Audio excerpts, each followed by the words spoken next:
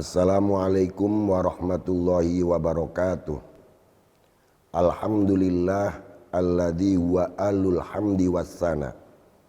Wassalatu wassalamu ala sayyidinal mustafa wa ala alihi wa ashabi ali sidqi wal wafa, amma ba'd. Pemirsa RCTV yang dirahmati Allah, salah satu kelebihan Al-Quran adalah Al-Quran mampu menyingkirkan potensi-potensi buruk yang ada di dalam jiwa manusia. Menurut para sufi, di dalam diri manusia terdapat 3 kuah atau 3 potensi yang mendorong seseorang melakukan perbuatan buruk. Yang pertama adalah kuwatun bahimiyah, kekuatan atau dorongan untuk melakukan perbuatan seperti halnya perbuatan binatang. Contohnya, manakala kita menemukan seseorang yang kerjanya hanya makan, minum, tidur, bermain, maka perbuatan-perbuatan itu seperti halnya perbuatan binatang. Lalu yang kedua adalah kuwatun sabu'iyah. Potensi buruk level yang kedua yaitu dorongan untuk melakukan perbuatan seperti perbuatan binatang buas.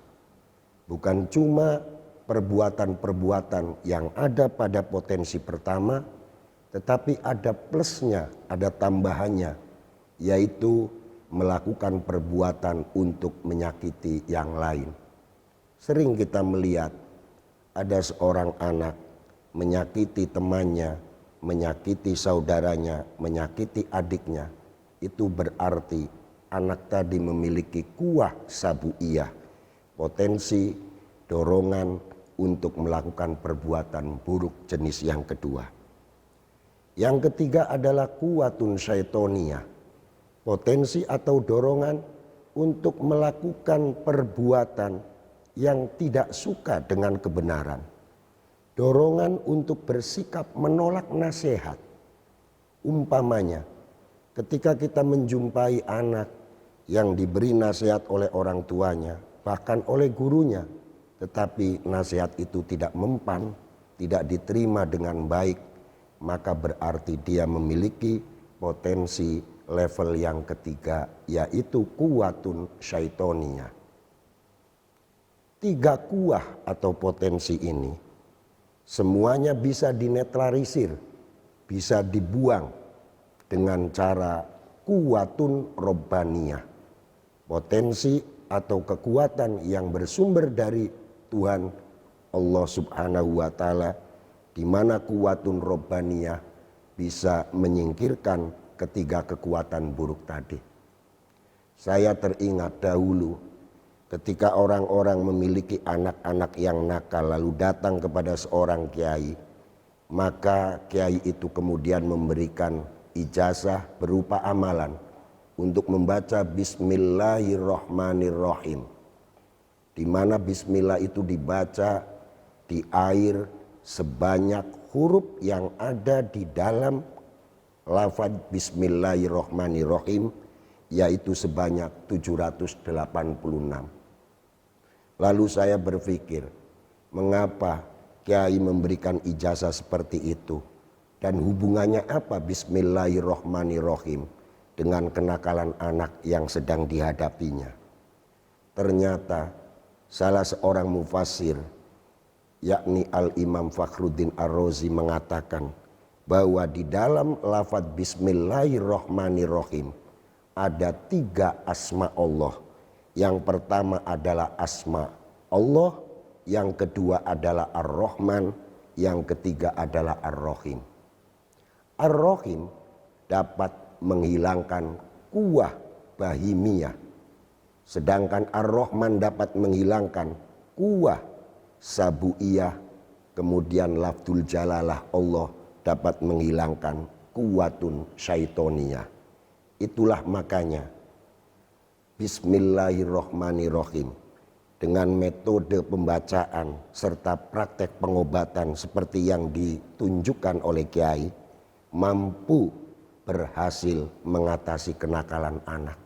Karena kembali bahwa Bismillahirrahmanirrahim yang merupakan salah satu ayat Al-Quran yang kerap dibaca ternyata mengandung kuwatun robbaniyah. Yang kuwatun robbaniyah itu bisa menghilangkan ketiga kekuatan buruk lainnya, yaitu kuwatun bahimiyah, kuwatun sabuiyah, dan kuwatun syaitoniyah. Para pemirsa RCTV yang dimuliakan oleh Allah, menurut penelitian, setiap hari tidak kurang dari 16.000 khotiroh, sesuatu yang melintas di dalam hati kita. Khotiroh itu manakala dibiarkan akan menjadi syahwah atau keinginan. Lalu apabila dibiarkan juga, syahwah itu akan berkembang menjadi irodah atau kemauan. Apabila sudah menjadi irodah, maka berkembang lagi menjadi fi'lah, perbuatan.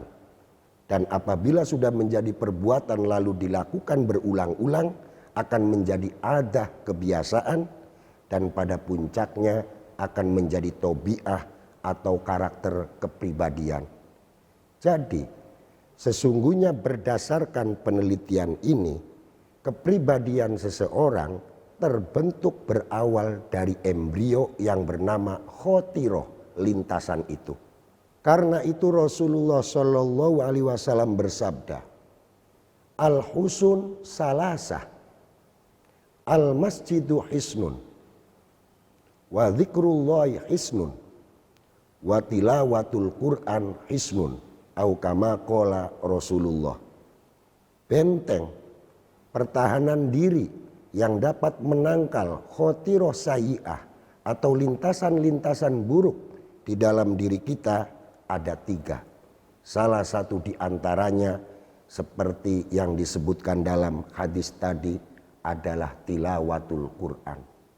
Jadi membaca Al-Quran adalah merupakan salah satu upaya yang sangat efektif untuk menepiskan khotiroh-khotiroh sayyi'ah yang setiap hari masuk dalam diri kita. Karena itu manfaatkan kesempatan di bulan suci Ramadan ini untuk memperbanyak membaca Al-Quran.